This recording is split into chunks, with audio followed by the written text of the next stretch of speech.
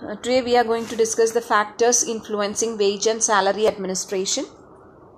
The wage payment is an important factor affecting the labor management because because the workers are very much concerned with the wages.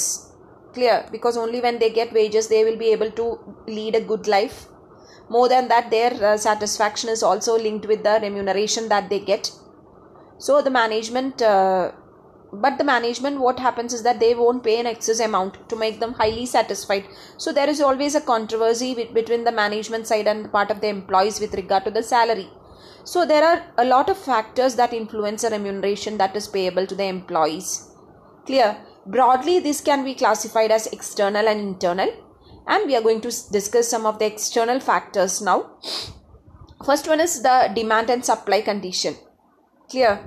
Always it is the demand and supply condition that fit the wage structure. To be very exact, I can say you, if there is no much persons for a particular industry, they can have more demand. That means the company will be paying more salary and will retain them for sure. അങ്ങനെ നമ്മൾ ചിലപ്പോൾ chartered അക്കൗണ്ടൻസോ പണ്ടത്തെ കാലത്ത് വളരെ rare ആയിട്ടുള്ള ചില ജോലികളുണ്ട്, അതായത് അധിക പേര് പാസ്സാവില്ല. അപ്പോൾ ജോബ് മാർക്കറ്റിൽ എങ്ങനെയാ വെച്ചാൽ ക്വാളിഫൈഡ് ആയിട്ടുള്ള ആൾക്കാർ കുറവും ഒരുപാട് തസ്തികകൾ ഒഴിവും കിടക്കുമ്പോൾ what will happen is that കമ്പനീസിന് വേറെ വഴിയില്ല. അതായത് എംപ്ലോയീസ് ഡിമാൻഡ് ചെയ്യണ ശമ്പളം കൊടുത്ത് അവരെ റിറ്റെയിൻ ചെയ്തേ പറ്റും. പക്ഷേ ഇന്നത്തെ കാലഘട്ടത്തിൽ വാട്ട് ഹാപ്പൻസ് ഇസ് ദാറ്റ് കൂടുതൽ നമ്പർ ഓഫ് പേഴ്സൺസ് ഉണ്ട് അല്ലേ, ഒരുപാട് ആൾക്കാരുണ്ട് ഹൈലി ഹൈലി ക്വാളിഫൈഡ് ആയിട്ടുള്ളത്. സോ സപ്ലൈ ഓഫ് ലേബറേഴ്സിൻ്റെ അടിസ്ഥാനത്തിലാണ് അവരുടെ ഡിമാൻഡും അങ്ങനെയാണ് അവരുടെ കോമ്പൻസേഷൻ ഫിക്സിങ്ങും. കാരണം ചിലപ്പോൾ ഒരു ജോലി ചെയ്യാൻ 10,000 ആൾക്കാരെ കിട്ടുന്ന ഒരു അവസ്ഥ വരുമ്പോൾ നമ്മൾക്ക് ഡിമാൻഡ് ചെയ്യാൻ പറ്റില്ല. കാരണം നമ്മുടെ സ്കില്ല് യുണീക്കായിട്ടുള്ള സ്കില്ലല്ല, അതും അവർക്ക് നമ്മളല്ലെങ്കിൽ വേറൊരാൾ കിട്ടും എന്നുള്ളത് ഉറപ്പാവുമ്പോൾ വാട്ട് ഹാപ്പൻസ് ഇസ് ദാറ്റ് ഒരാൾക്ക് പകരം വേറൊരാളെ വെക്കാനും പറ്റും, റൈറ്റ്? അപ്പോൾ and next is the cost of living. The wage rates are directly influenced by the cost of living at a place. വേജും കൊടുക്കുന്ന വേജും കോസ്റ്റ് ഓഫ് ലിവിങ് കണ്ടീഷൻസും. അപ്പോൾ അതായത് നമുക്ക് ആ ഒരു സ്ഥലത്ത് ജീവിക്കാനുള്ള ഒരു minimum standard of living keep ചെയ്യാനുള്ള ഒരു വേജ് വേണം. അതുകൊണ്ട് തന്നെയാണ് ഇൻഡെക്സിങ് നടത്തിയിട്ടാണ് വേജ് കൊടുക്കുക. നിങ്ങൾ BNSൽ പഠിച്ചിട്ടുണ്ടാവും indexing, cost of living index.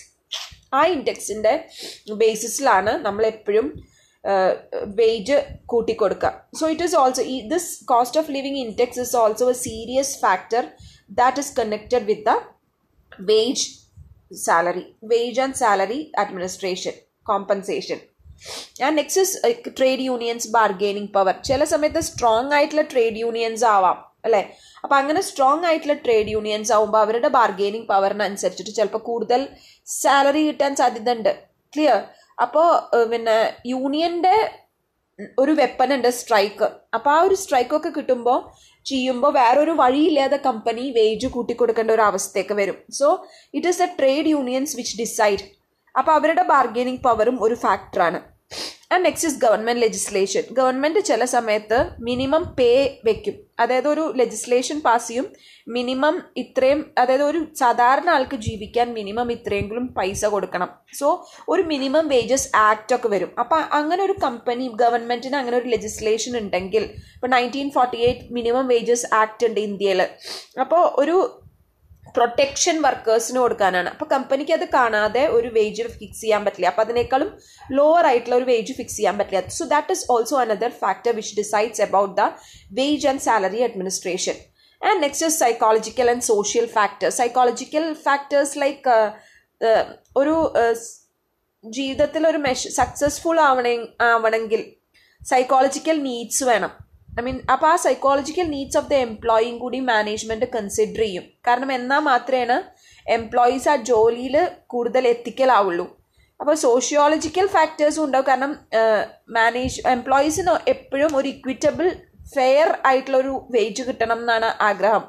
അപ്പോൾ ഈ ഒരു ഫാക്ടേഴ്സൊക്കെ കൺസിഡർ ചെയ്തിട്ട്, അപ്പോൾ ദർ ആർ സെർട്ടൻ സൈക്കോളജിക്കൽ, കാരണം ഒരു സൈക്കോളജി അതിൽ റിലേറ്റഡ് ആണ്. കാരണം വളരെ ലോ ആയിട്ടുള്ള സാലറി കൊടുത്തിട്ട് ആരെയും റീറ്റെയിൻ ചെയ്യാൻ പറ്റില്ല എന്നുള്ളത് മാനേജർക്ക് അറിയാം. സോഷ്യലി ആൻഡ് എത്തിക്കലി അവർ കുറച്ചും കൂടി എംപ്ലോയീസ് ഉയരണമെങ്കിൽ അവർക്ക് കിട്ടുന്ന സാലറി അവർ ചെയ്യുന്ന വർക്കുമായിട്ട് ഫിറ്റ് ആവണം. Clear? And next is the economy. എക്കോണമിക്കും ഉണ്ട് ഒരു direct impact wage and salary fixation. Clear? അപ്പോൾ ഒരു ഓർഗനൈസേഷന് റിസഷൻ ടൈമിൽ ഭയങ്കരമായിട്ടുള്ള സാലറി കൊടുക്കാൻ പറ്റില്ല. ഇപ്പം തന്നെ നമുക്കറിയാം corona time what our economy is facing. എല്ലാ ഓർഗനൈസേഷൻസും എല്ലാവരും സാലറി റെഡ്യൂസ് ചെയ്യാണ്. കാരണം അപ്പോൾ ആ സമയത്ത് ആർക്കും ഒരു ഇഷ്യൂ ഇല്ല. കാരണം ബിക്കോസ് അവർ economy is facing a very difficult situation now and you cannot pay a higher thing. അപ്പോൾ എക്കണോമിയുടെ പൊസിഷനും വേജ് ആൻഡ് സാലറി അഡ്മിനിസ്ട്രേഷനും ക്ലോസ്ലി റിലേറ്റഡ് ആണ്. And next is technological development. അപ്പോൾ ടെക്നോളജിക്കൽ ഡെവലപ്മെൻറ്റ് എന്ന് പറയുമ്പോൾ ഇൻഡസ്ട്രീസ് ആർ റാപ്പിഡ്ലി ഗ്രോയിങ്. അപ്പോൾ skilled ആയിട്ടുള്ള വർക്കേഴ്സിൻ്റെ ഒരു കുറവുണ്ട്, ഷോർട്ടേജ് ഉണ്ട്. അപ്പോൾ അതൊരു ടെക്നോളജിക്കൽ ഡെവലപ്മെൻറ്റ് ഉണ്ടാവും, പക്ഷെ സ്കിൽ ലെവലിൽ അത് എത്താതിരുന്നാൽ അപ്പോൾ സ്കില്ലായിട്ടുള്ള എംപ്ലോയീസിന് കൂടുതൽ പൈസ കൊടുത്ത് അവരെ നിലനിർത്തേണ്ടി വരും നമുക്ക്. അപ്പോൾ ടെക്നോളജിക്കൽ ഡെവലപ്മെൻറ്റിനനുസരിച്ച് എംപ്ലോയീസ് ഡെവലപ്ഡ് അല്ലെങ്കിൽ you will have to give more money and you will have to retain them. And next is the prevailing market rate. That is a big consideration because no enterprise can ignore prevailing wage rate. അപ്പോൾ അതായത് wage ഒരേ industry ഒരേപോലത്തെ രണ്ട് ഇൻഡസ്ട്രിക്ക് രണ്ട് wage rate ഒന്നും പിടിച്ച് നിൽക്കാൻ പറ്റില്ല. കാരണം എംപ്ലോയീസ് കൂടുതൽ വേജ് തരുന്ന ഇൻഡസ്ട്രിയിലോട്ട് മാറാനുള്ള സാധ്യത ഉണ്ട്. അപ്പോൾ അത് ഓർഗനൈസേഷനെ അഡ്വേഴ്സ് ആയിട്ട് ഇഫക്റ്റ് ചെയ്യും. അപ്പോൾ പ്രിവെയിലിംഗ് മാർക്കറ്റ് റേറ്റ്സ് കാണാതിരിക്കാൻ പറ്റില്ല. So that is also another condition. Clear? So these are the external factors. Today we dealing with the external factors alone, right?